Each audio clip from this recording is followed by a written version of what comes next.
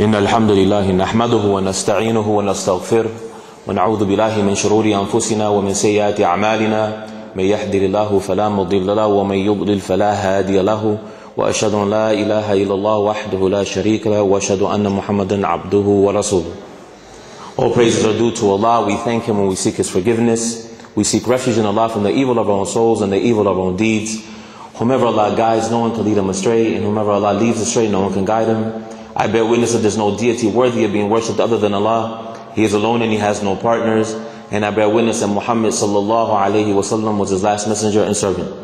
My brothers and sisters in Islam, assalamu alaikum wa rahmatullahi wa barakatuh. May Allah subhanahu wa ta'ala reward all of you today for coming out to listen to our story, and Allah bless this community with success in this life and the next. Ameen. Our story is not, you might have heard many people talk about their coming to Islam. Ours is nothing, anything exciting to talk about. We just want to, pass on a little bit of what we experienced throughout our research in trying to find the truth.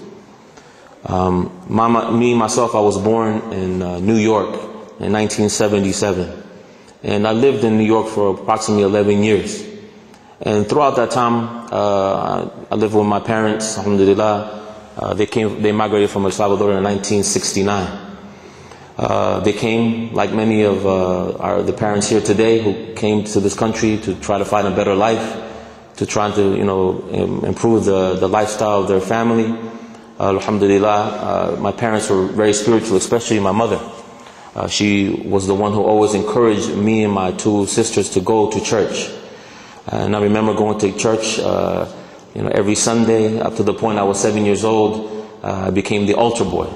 The altar boy is the one who carries the cross for the priest in the beginning of the procession and assists him during the service.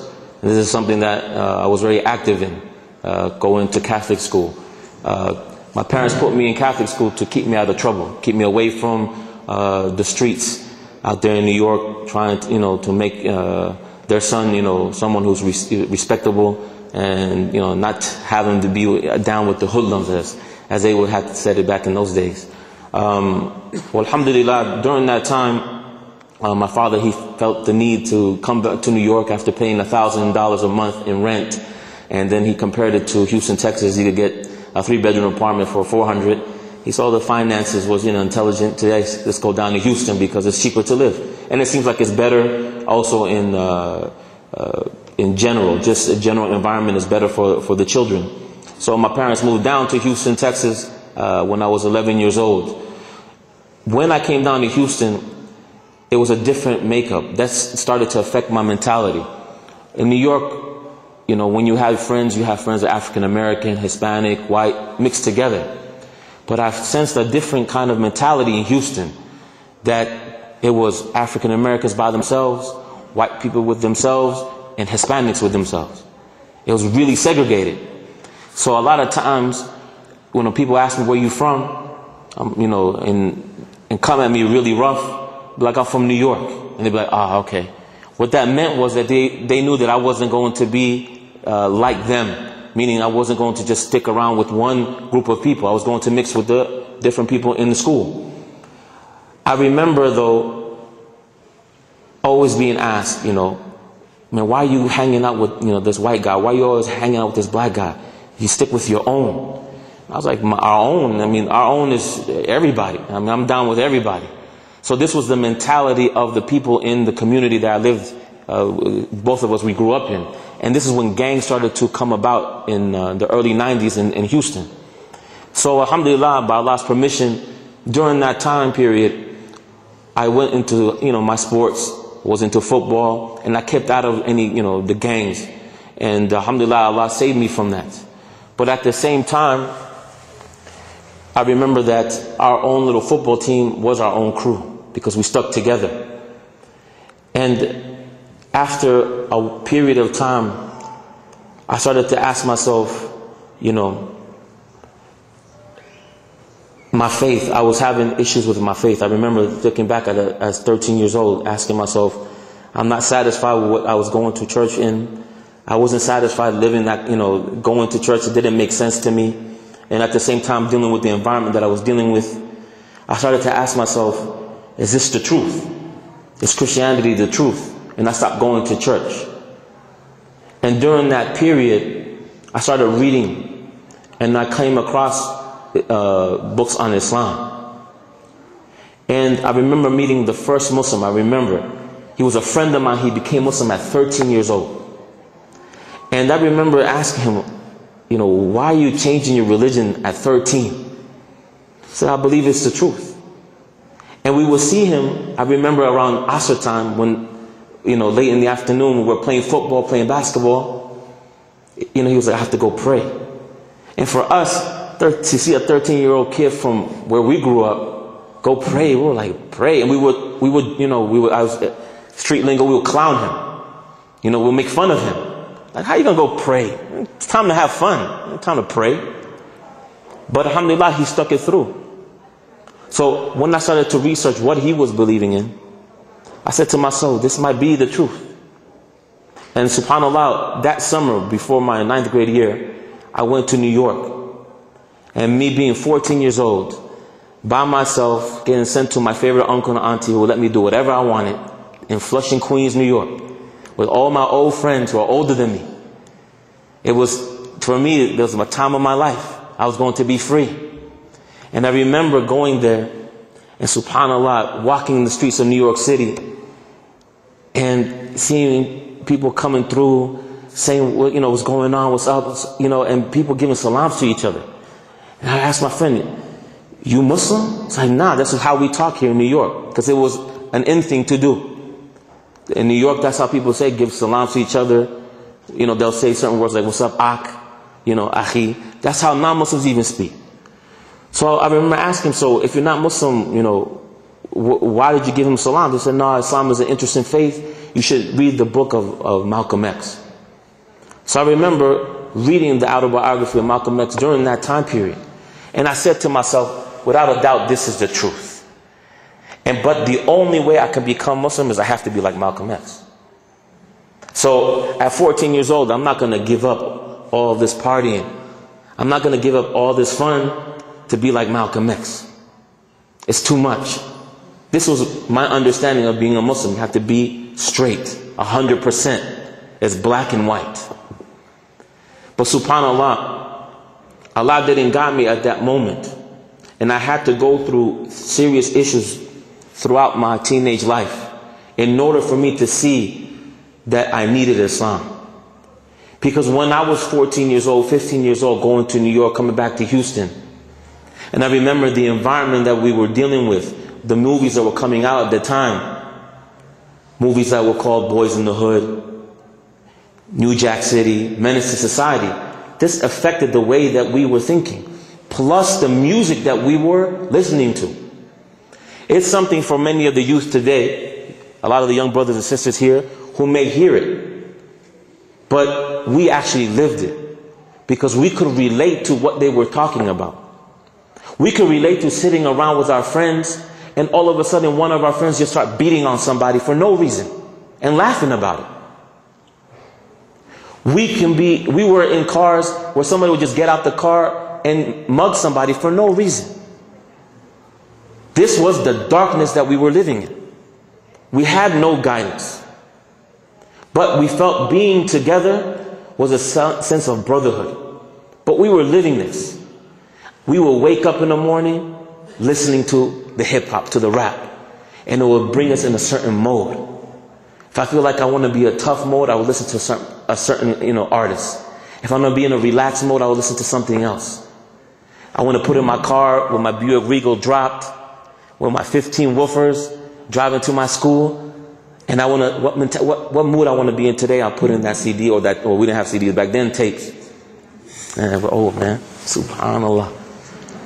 Subhanallah. I can't believe it. Thinking about now we're saying that we're old. But a lot of the things that we were doing, we still see people doing today. And a lot of our friends, they never left that lifestyle. So going through high school, doing so much, bad to myself, evil to others, not respecting my parents, not respecting my elders. After going through that lifestyle, I remember being 19 years old. Clearly, it was clear. And I was at a party. And it was the day that a American terrorist, homegrown, he bombed he had a bomb in the Atlanta Olympics in 1996. Never forget it.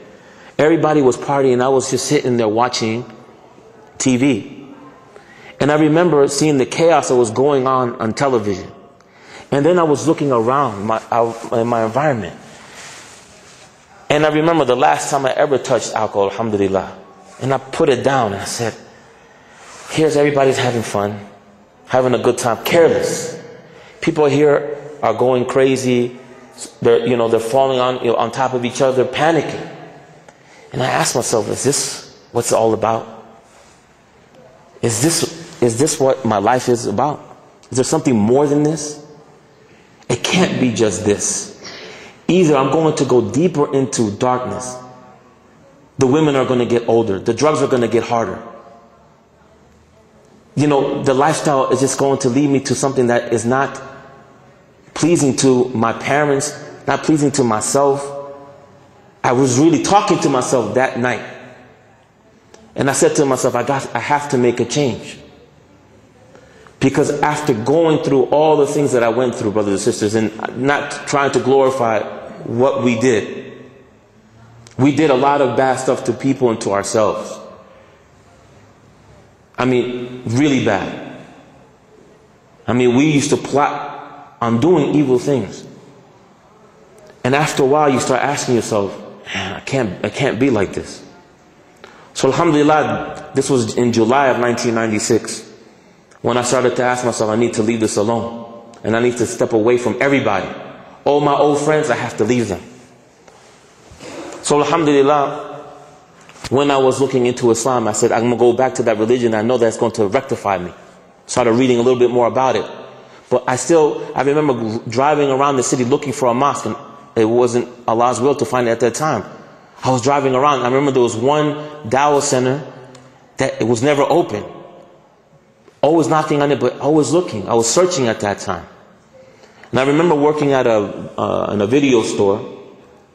And there was a friend of mine, there was a guy who came in the store with his nephew. And my birth name is Christian. That's what my parents named me. The Christian that became Muslim. And that's what my mom and sister always say. He looked at my name tag. He was like, Christian. So I'm looking at him with a real mean look. Like, what's this guy calling my name? That's a good Christian name.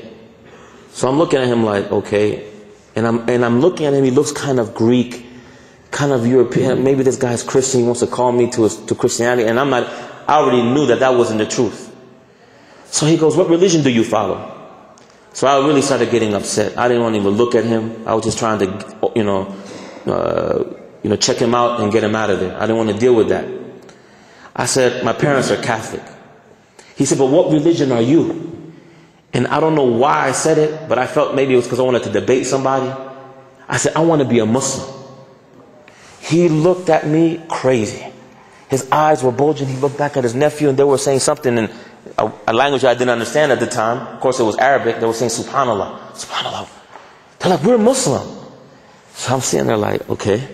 It's like, what do you know about Islam? And I'm like, just read about Malcolm X. So they were just in shock because they had just started practicing their deen. And at the time, I remember talking to him little by little during that time period. We realized that we lived in the same neighborhood in New York. We went to the same high school in Texas, but we never met each other. But we had acquaintances. And subhanAllah, that day Allah subhanahu wa ta'ala, wrote it for us to meet.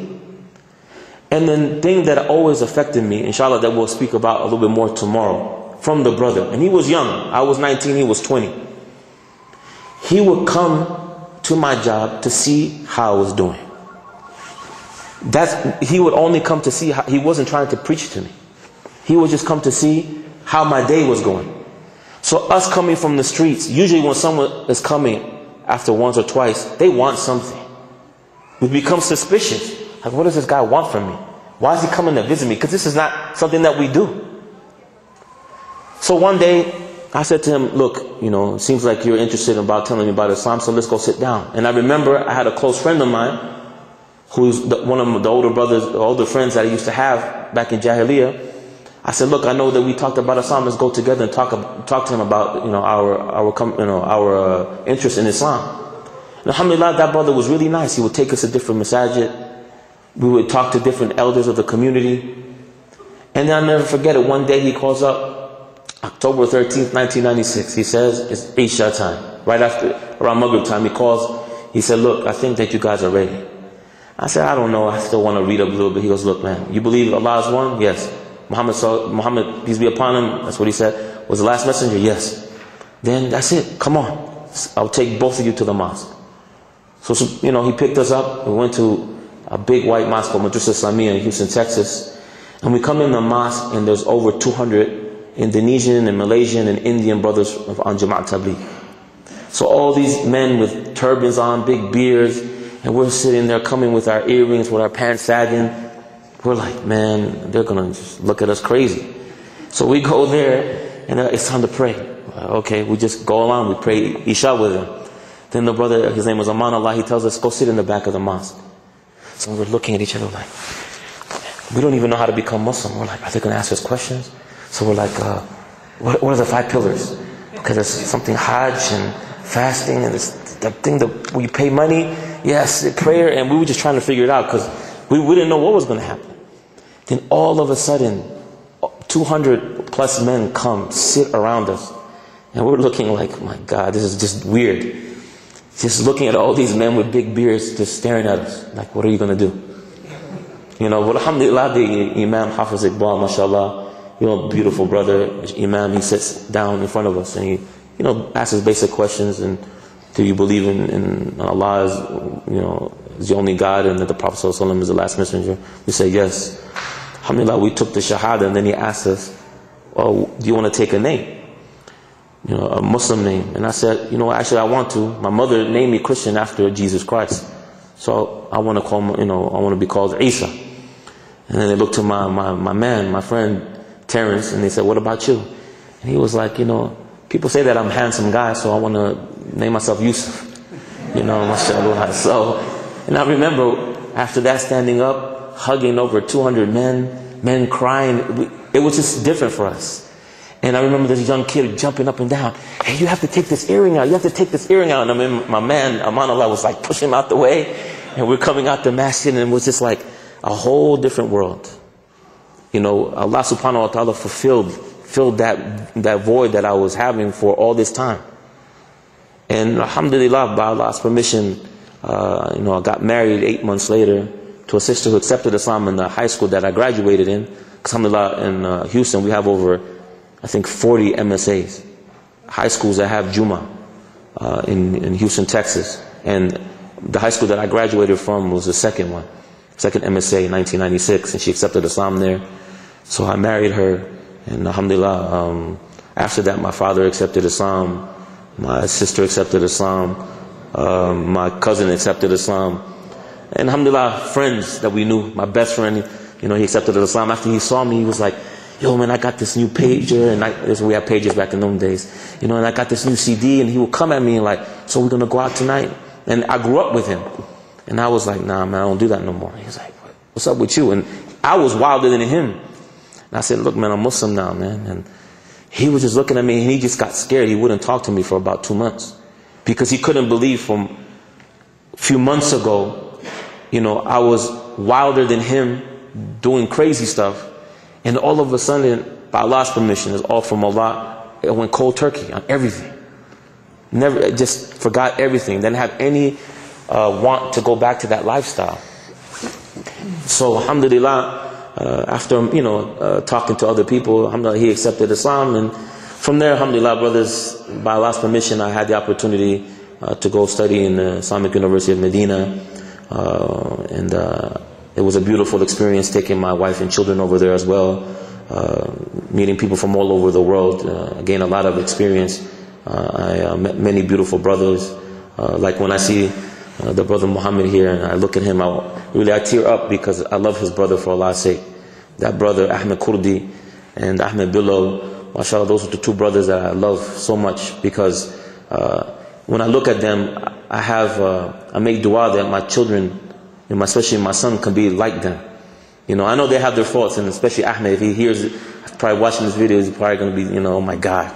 No, he knows how I am, but the manners that those brothers have is beautiful. And one of the reasons I came here is because I wanted to really inform and encourage you brothers and sisters to make dua for them and to be there for them and mentor them, because there are not many brothers who come from Medina or wherever, Egypt, or studying overseas, to come back to a community that wants good for them and they want to help the community, and they also are open to suggestions and mentorship.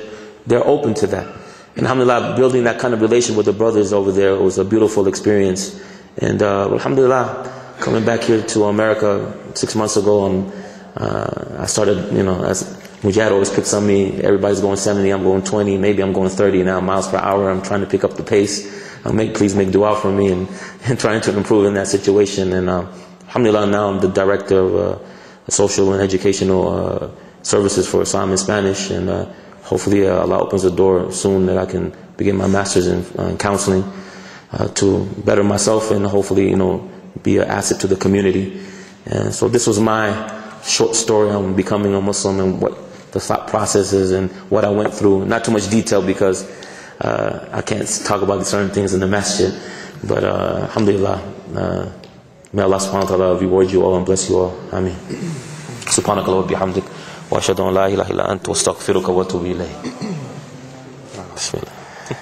Bismillah, alhamdulillah, wassalatu wassalamu ala rasulillah wa ala alihi wa sahbihi wa man wala, amma ba'd. Assalamu alaikum wa rahmatullahi wa barakatuh.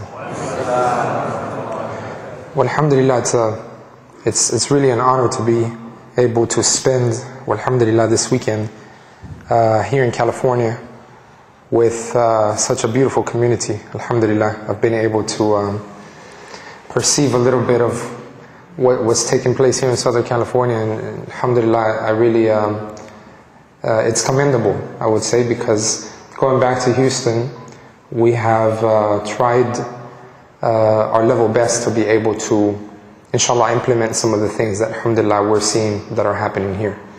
And inshallah, may Allah bless y'all, and inshallah, give y'all success in this life and the next. My name is Mujahid Fletcher, and I'm originally from Colombia in South America. My parents came to this country when I was 8 years old. My father was an agricultural engineer back in Colombia. He worked with an agency that was connected to the government of Colombia in regards to development of agriculture. He taught people who were illiterate in the mountains on how to plant crops and so on. And he taught people at university level. My mother, she came from, alhamdulillah, a good family. My grandfather was in a very honorable level, I would say, in regards to having a governmental job. And when we came here to America, I remember going to the very first school when I was 8 years old. I didn't know any English, and I remember the kids were making fun of me. And I realized and I saw that a lot of what I experienced in Colombia, going to school, was the fact that over there we helped each other out. Even in second grade, because I came here to go in third grade. If I didn't know something, the person next to me didn't know something, before going to the teacher, you would actually work it out on your own amongst your classmates. And I remember coming here and I didn't even know English, and I would try to ask people around me, and I didn't know who could explain to me. And I remember the teacher coming and just being upset and saying a whole bunch of things. So they put a kid that knew Spanish in front of me, and he translated for her. And he said, she said not to talk to anybody except her. And if you need help, just go to her. And she didn't know any Spanish. And so told them. I said, I can't talk to her. And she said, well, you know, don't talk. That was my first experience in school in 3rd grade. I remember going home, and now I would categorize that as a culture shock. I went home and I told my parents I never wanted to go back to school. Here, I was 8 years old. And my parents, from that point on, didn't really know the reality of that situation in the years to come. And I mentioned that because the rest of the years, as time went by, and I did learn English, not only did I learn English, but I learned the ways, and I learned the environment. And in public school, growing up, you kind of become a chameleon, you know, you blend in eventually. And then you realize what's categorized as good, and you want to be better at that. And from my parents' background in Colombia, they always had a high standard for education. And they always pushed me to many things that I didn't see in the environment going to school here in public school. When I was in 6th grade, 3 movies came out, as the brother mentioned, same movies. Actually, Boys in the Hood was filmed here in Compton, Los Angeles. New Jack City was filmed in New York. And I believe Menace to Society was also filmed here in California. These 3 movies portrayed the gang lifestyle. And we never seen anything to do with gangs in our school until these movies came out. And the music that came along with it. So I remember the majority of the people in our school were either African American or Latino. And I remember one day seeing the African Americans gathering, and I began to realize that the Latinos, as we would say back in those days, were getting jumped. Meaning an individual would go in the restroom and 5 African Americans would just beat them up for nothing. And we realized then that they had formed a gang. And we didn't really understand what that was. Growing up, my father taught me how to box and taught me self-defense. And he taught me to respect people. And he taught me sports, soccer, and so on. And I knew there was not even a chance in my mind that someone would come and violate me because of being brown or because I was Latino. So I thought it wouldn't even affect me. Little did I know, the same apartment complex I used to live in and walk to school from back and forth, the gang was in my apartment complex. So eventually, they got closer to violating me as an individual. And when that took place, I basically defended myself and pretty much beat up one of the main guys in that gang. Well, this led on a lot of retaliation. So a lot of people came, and since there were a lot of Latinos, they kind of came behind me, and all of a sudden the Latinos said, you know, we have to come together, you know, for self-defense.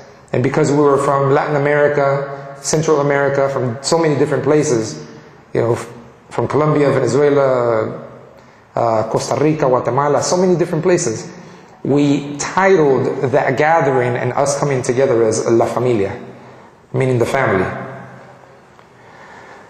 What went on after that was a series of events that led to people dying. People ended up in prison, and there were serious issues. The police got involved, there were profiles, and there was no intention whatsoever for any of that to happen, for myself or for many of us. But that was just the climate that we were living in. When my parents found certain things at home when I was about the age of 13 to 14, I told them that if I didn't have those things there, we wouldn't be protected. If someone came and tried to break in the house or tried to do anything to me or to them, and they couldn't understand. The repetitive cycle of my parents not understanding led me to make decisions at a very early age that were critical to survival. It wasn't a gang, it wasn't a game, it wasn't about showing off, it wasn't about being cool, it was about not dying. One of my friends was so under pressure, one of my best friends, that he put a gun to his head and he shot. He'd rather die than be living in that state. because you never really knew who would come behind you, what would happen. And the worst thing about it even is that he didn't die. The bullet came in through one side, left out the other, and they had to cut out part of his brain. So he became like a vegetable. So at around the age of 14, 15, I was going and visiting hospitals and seeing people. Another friend of mine lost his right eye from a shotgun blast from a drive-by shooting. And all my parents thought about is, when is my son going to be next? People used to call my mother at 3 in the morning telling her that they were going to kill me. And all of these things were happening, and I don't understand how to this day. I was an honor roll student. I had straight A's and B's while all that was happening, because of my father's determination, my mother's determination for me to uphold the best level of grades. Eventually, at the age of 16, when there was an attempt, after several attempts basically to take my life, I basically defended myself, and by the next day, my parents shipped me out to Colombia, to South America. I hadn't been there since I was 8. All of a sudden, when I went down there, I thought, if I didn't get killed back in Houston, I'm going to die in Colombia. Because Colombia, the way it's portrayed in the media, it seems like a very dangerous place. Right? Drugs and many things. And to my surprise, when I went there, I had baggy pants and the whole mental attitude of, who's out to get me, and a lot of psychological ways of looking at life from a defense mechanism. When I went there and I saw my family that I didn't really know since the age of 8, I started realizing that these people were the best mannered people, the nicest, the most caring that I'd been around. I mean, my parents were that way, but it was just father and mother. I didn't really have aunts and uncles. When I went to the house where I stayed, there were, from my aunts all the way to my newborn cousins. And seeing the attitude of the people in Colombia and how they got together in regards to a community, you could see people saying hi to each other when they passed by each other on the streets. And I started realizing that there was no real issue of threat, there was no gangs, there was really nothing. And a teenager over there was a kid. He didn't know anything to do with anything that I'd experienced. So, alhamdulillah, when I realized that there was a good environment for me to be able to develop myself, I became an English teacher at the age of 16. And I was teaching from kids in Montessori school all the way to retired professionals. And that gave me a good experience, because I dealt with people from all different walks, just because I knew English. And I would make in 1 hour what a minimum wage worker made in 8 hours over there. And I was 16 years old. I became very independent. I bought myself a motorcycle. And living in Colombia at that age, being able to go up a mountain and be in a natural spring river by myself and eat fruits from trees, that was something I could have never imagined, living in a place that was nothing but concrete, the concrete streets. So I became very kind of inclined to nature, natural. In school, alhamdulillah, in a private school, out of like 60 students in my class, I was second in class or first in class. So education was at its best level. They wanted to drop me 2 grades because the education here in America was below standard in Colombia. And after I lived that for about 2 years, I never wanted to come back to America. My parents told me to come back because I was already ready. I changed my ways and so on. When I came back, the same way I mentioned when I got here at 3rd grade and I felt like I had a culture shock, coming back when I was 18 years old, I felt like I didn't want to go out anywhere. For 6 months, I wouldn't go anywhere because I had a feeling like the youth here, even in college, now that I was in college, didn't really have the true meaning of what life was about. I felt like the nature and the simplicity and how the people were living in Colombia was the way to live. It didn't have to deal with materialism. It had to deal with family values. It had to deal with respect to elders. A lot of different things that were missing here from what I saw growing up. Eventually, when I was in college, Little by little, people started asking me to go here and go there. And usually a college student is just asked to go to places where there's drinks, where there's girls, where there's this, where there's that. And little by little, even though I didn't want to, I started falling back into the same environment, which is just the makeup of living here in America. Just as a regular person, you go out, you socialize, and so on. Eventually, I fell into another stage of life, which was about getting money.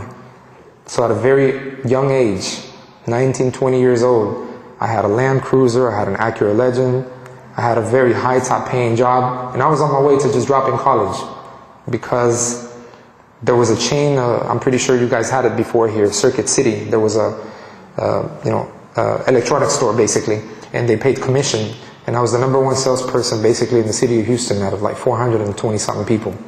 And at the age of 19, 20, I would make sometimes even $5,000 a month. And as a youth, just having cars and living that fast life, other things started kicking in. Being Colombian, the issue of drugs is very simple, it's very easy. People just bring something through and they say, this is just what it is. So eventually I realized that I didn't want to live that lifestyle and I was fed up.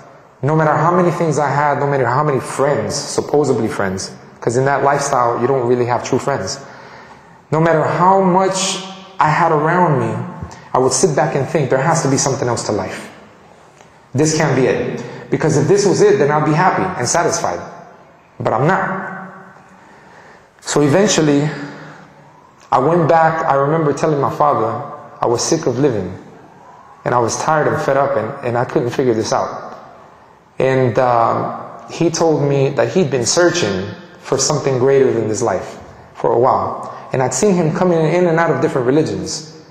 And all my life, he always taught me since I was little, there's only one God. I never prayed to Jesus in my life. My parents, even though they would categorize themselves as Catholics, my father had questioned the issue of the Bible many years. And he would always tell me, you find your truth because I'm seeking for mine. And there's only one reality really, is that there's one God. How you get to that one God, you find your way, I'm trying to look for mine.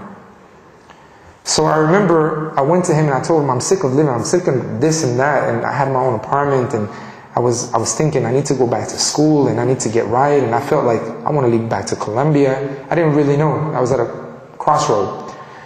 And subhanAllah, one day I told him, I said, I want to start reading about different religions.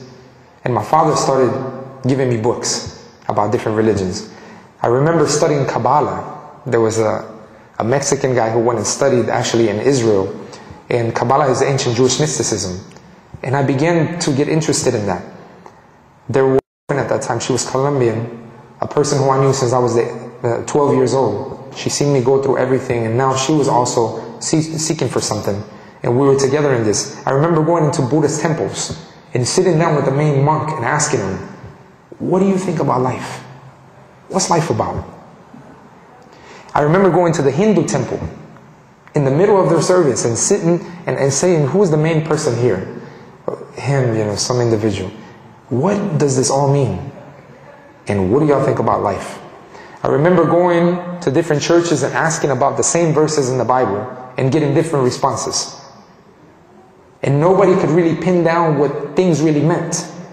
And so I started feeling as if this is not the way to go. I started looking into Zen masters, which is like a Eastern philosophy from the Chinese thought. I started reading all kinds of stuff. And eventually, one day after I left the club, I was with a guy who I'd been knowing for years. And he held the liquor he was drinking in his hand, and he said, I can't believe I'm still drinking this. I said, what do you mean? Because I've always known him to be that way. And he said, I can't believe I'm still drinking this after having gone to Mecca. When he said that, I felt the level of concern was different. Something about him feeling guilty would intrigue me. I said, what is Mecca? He said, Mecca is where the house of God is. I said, hold on, I read on religions and philosophies. There is no religion I've ever come across that says that God has a house on the face of the earth. And he said, no. This place is a place of worship. It was built by Abraham and Ismail. I said, those are prophets of God. And he said, yeah. Islam is the true religion of God.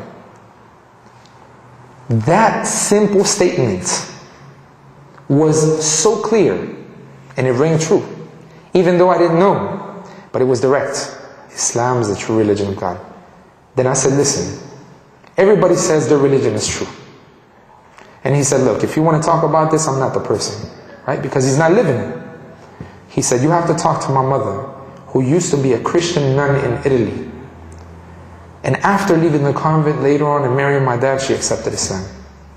She talks to people nowadays that have doctorate degree in divinity, and they have become Muslim. And many people are becoming Muslim. I had no clue what all that was. I went on with life, and I kept partying and going out, and in the back of my mind I would think, that's something I got to look into. And subhanAllah, even though we kept living life and we kept going out and everything, every once in a while he'd just be like, have you looked into it? No, not really. And he would say, you know, you got a responsibility now, man. You have to at least look into it. And it would just hit me. I mean, this would be like sporadic every 3-6 months that he would say something like this. And eventually, I remember wanting to go and speak to his mom, and I was intoxicated, and I went to his house. And he said, man, you can't talk to my mom like that, man. You got to come here clean. You can't come drinking stuff, you know what I mean? I said, okay. So one day I came clean. I remember his mother coming, and she was covered. And I remember extending my hand. How you doing, ma'am? She said, hi. She didn't shake my hand. I said, uh-oh, she don't like me. I've been hanging around with her son all these years. She knows what we're about, right? So, it's interesting because she said, you want to know about Islam? And she was very happy. Did you want to know about Islam? I said, well, I guess, I just read all kinds of things. And she said, let me ask you this. Do you like science? Do you like mathematics? When she asked me this, I didn't know what that had to do with religion at all, because we don't make the relationship. But alhamdulillah, because I studied trigonometry and physics in Colombia, I gained an appreciation for these science. And I said, yeah, yeah. And she said, I want you to see this video. And she put me in a room and she turned this video on from Jamal Badawi. And it was the Quran and modern science. When I sat there, I was like, God, this guy's smart, man. God, he speaks so articulate, he has good manners. I could see a lot of different things. And when hearing about the whole issue of how the embryo is formed in the womb of the mother, and certain things about the solar system and the seas not being mixed, not mixing, so many things, I was shocked. But at the same time, I didn't understand much of what that had to do with God, other than the fact that He created this, which I already believed. And she gave me a Quran, alhamdulillah, and I began to research and read the Quran. I remember going and studying computer programming. And computer programming is nothing but code. And I remember having a hard time sometimes with coding. And I remember the only thing that would clean my mind and get me thinking clearly again was when I picked up the Quran and would read for like 2 or 3 minutes. And I would come back and open it, everything would be clear. I said, there's something about this book. Eventually, as I kept going out, partying and all these sort of things, we got in a big fight with a whole bunch of security guards outside of a club. It was like 20 against 20. And I was on top of a guy hitting him, and a policeman came behind me, and with a flashlight made out of iron, he broke my head open. He fled the scene. I couldn't even get a badge number. It was police brutality. I tried to sue. But things just weren't right. I knew I had to get my life straight. And then when I was thinking about embracing Islam and really feeling like I really liked it, I wanted to go to a mosque. So I went to a mosque, and alhamdulillah, the people, I saw the good in them when I went in. They weren't judging me. They weren't looking me up and down. Who are you? Where do you come from? What are you about? And they were just very cordial. How can we help you? Please sit here. What do you need? And so on. And I began to ask questions. And over a period of like 1 year, I would go back and forth with this one imam, almost like debating with him. Like, what you're telling me right now doesn't make sense because X, Y, and Z. right? And he'd be like, well, look into this and look into that, and you may consider this, may consider that. So I would run back, research whatever he said, then come back. Almost like a year, going back and forth. In the midst of thinking like, you know, I'm just going to keep going on with my life, I flipped over on my car doing like 130 on the freeway. I flipped over, and my sunroof was open. So when the sunroof was open, it ended up being on the concrete. So a lot of the sparks that were coming out, and the sunroof being right there, if my head would have gone there, I'd be finished, done, because the whole car smashed. I, without thinking, put my elbow down and I flipped myself and stood on one hand and then grabbed my other friend's head as it was about to go in that hole, as we were sliding 130 miles per hour down the freeway upside down. I remember looking, like, I was just saying, it's okay, it's okay, it's okay, it's okay, it's okay, all the way until it stopped. And when it stopped, I remember looking out through the back rear window, and I saw like this bright light and all these boots of people coming to the car. And I said, this is it, it's finished. I'm finished. I thought I'm done, I'm dead, right? You see this sort of things in the movies, like someone, subhanAllah, the bright light was from the construction that was being done on the freeway, like that big bright light, and the boots were from the construction workers. I felt like I lost my life. But subhanAllah, when I crawled out the back and I saw that I just had a big scrape, and that was it. I even came out without a shoe. I realized right then and there, I have to get right with God because I'm going to die. I felt like I was going to die very soon. And it's too many signs, too quick, and it was happening. And so I remember being at a graduation in the masjid when some people graduated from studying Arabic or something. And I was there and I was looking at the environment and so on.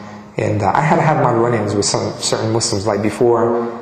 I think I was going to embrace Islam before, like 6 months before, but I was in the masjid and I remember praying, making the salat and feeling like, I want to see what this is about. And I remember a Muslim who had been seeing me studying it. He came up to me, he said, so did you embrace Islam? And I said, well, not yet. And he said, well, why are you praying? I said, I want to pray. And he was like, but you know, if you don't embrace Islam, you're going to hell. I said, what? I said, man, you don't even know me, man. That set me back like 6 months because of the attitude. I felt like, and certain things that I would see from Muslims, I would ascribe that to Islam, and I would think, if this is a true religion, that individual wouldn't be doing this. If that was a true, I remember a guy smoking a cigarette in front of me trying to tell me about Islam.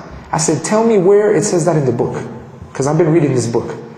And he turned the cigarette off and said, man, if you become Muslim, you'll be a better Muslim than me. God. And that to me was too contradictory. And I said, it can't be the truth, because if it were the truth, people wouldn't be acting like this.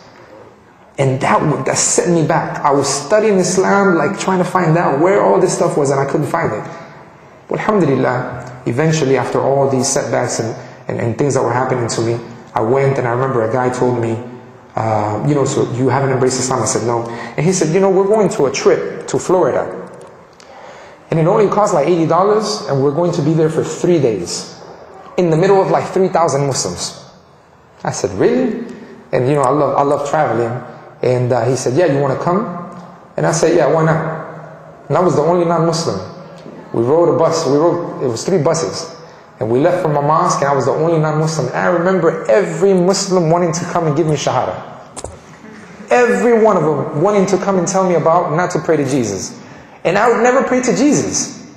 And I couldn't understand why people kept coming. And I kept saying, listen, in the Quran it says that there's no compulsion in religion, right? Don't come impress me. It's whenever I want to. Oh, but brother, listen, I've been told I'm going to go to the hellfire. You understand? I have my situation with God, and that's how I want to keep it. Right? SubhanAllah, in this gathering in Tampa, Florida, an individual brought another individual by the arm, and this guy was literally crying. And he said, this guy here is going to talk to you. Oh, and he was just crying. And he said, this guy's from Colombia.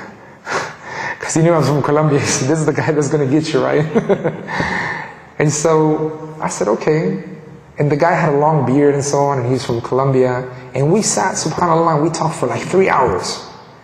And the majority of the time, we were talking about Colombia, and he loved the country, I love the country, we know there's a lot of setbacks, and I was coming up with so many different things that I found within Islam, that if Colombia as a country were to implement, it would be a solution for the country.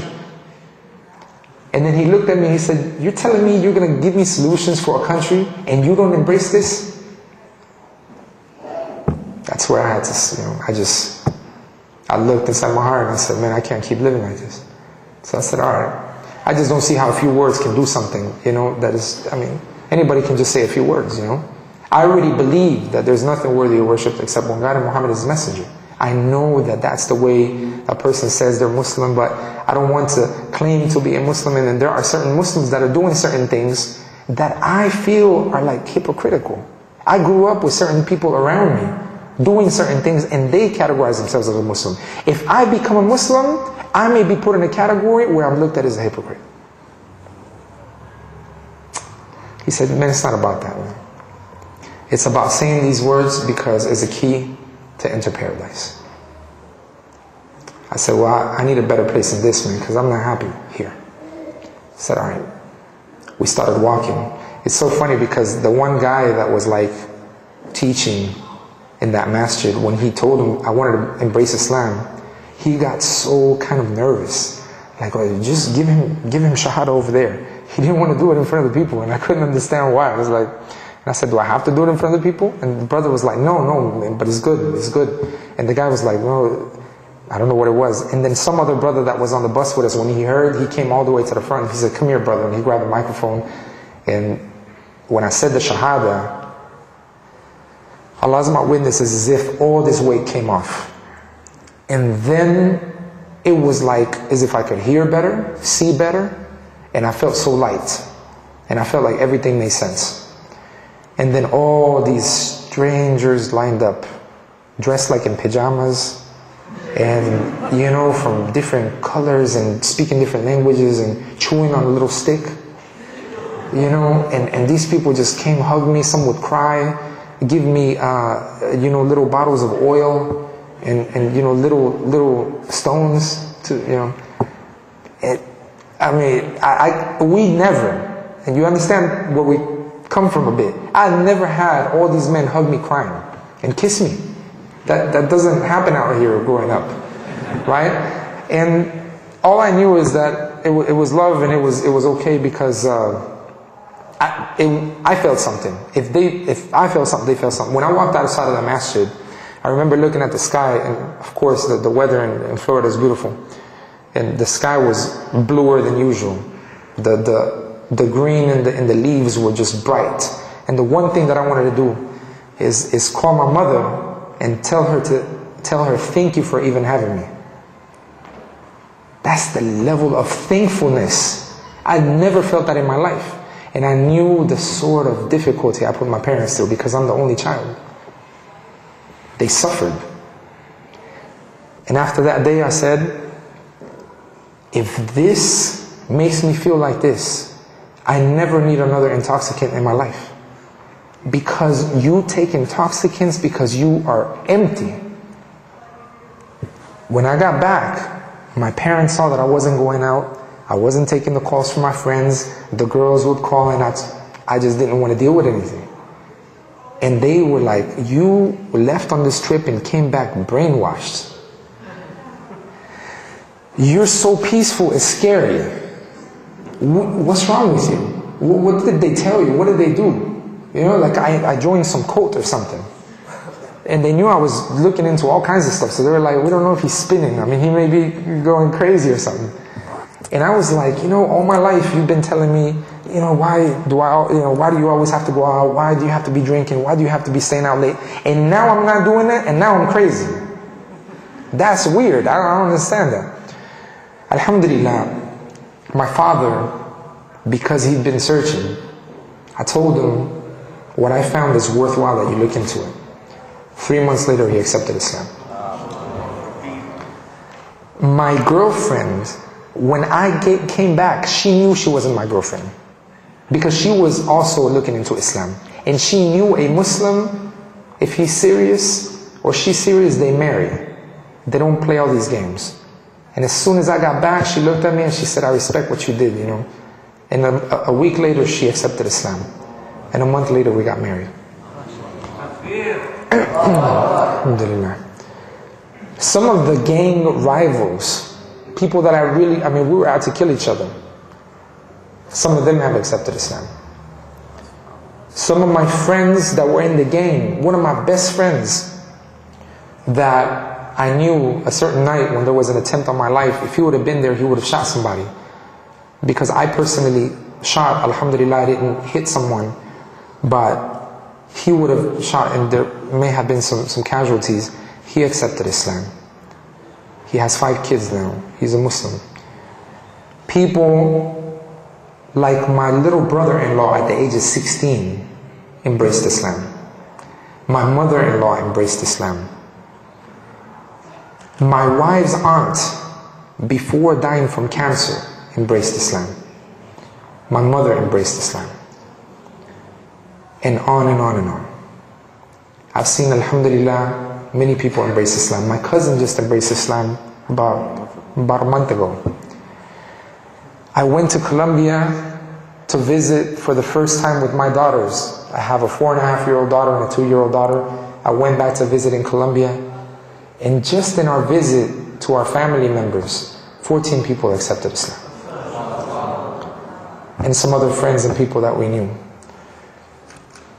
The project, Islam in Spanish, that was briefly touched upon, inshallah, I recommend that you guys come out tomorrow.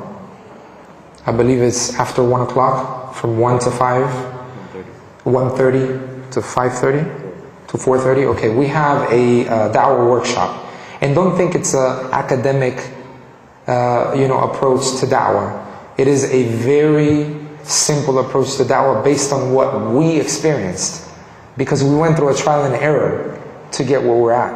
It's not easy for people to accept Islam, find their place in the Muslim community, alhamdulillah, be able to go overseas. I was blessed with the ability to have gone, alhamdulillah, and studied in Egypt, especially the Arabic language, the Quran.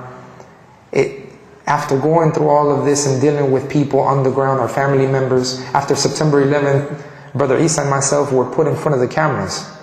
I embraced Islam 3 months before September 11th.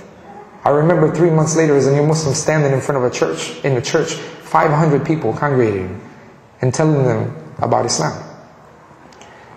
The sort of response that happened after September 11th made my development quick. Dealing with people of knowledge, alhamdulillah, and being able to ask questions.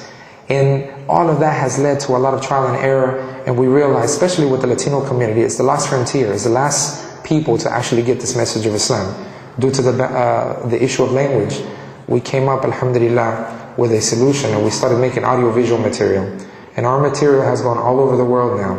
Our website is the #1 website with audio-visual material with over 300 audios, more than 300 videos. We have a television show in Houston on a weekly basis. We have an online radio station. And all of this, you'll hear more in detail of why it happened, but really it happened because of my dad. He pressed me to make that material because he said, how can Islam be universal and there's nothing in Spanish? How could the Muslims have lived in Spain 800 years and there's no books left? And his whole challenging, and due to the fact that I studied multimedia, he said, if nobody else did it, then you have to do it. And alhamdulillah, we've done it together, we worked. And in fact, my father, we use his voice. He's the narrator for a lot of these audiobooks that we make. Alhamdulillah, Brother Isa just joined us in this project, and now we're on our way to opening up a center called Andalusia, Social and Educational Media Center. And we hope, inshallah, at the end of tomorrow's series of talks in regards to da'wah, but really what do non-Muslims really think and experience, and what do new Muslims really think and experience. Then we'll finalize with why this project came about, what sort of, alhamdulillah, things have happened, and where things are going so far. And inshallah, we appreciate your time. And inshallah, I guess if you guys have any questions, if there is time, inshallah, we can address them. Jazakumullahu khairan. Assalamu alaikum.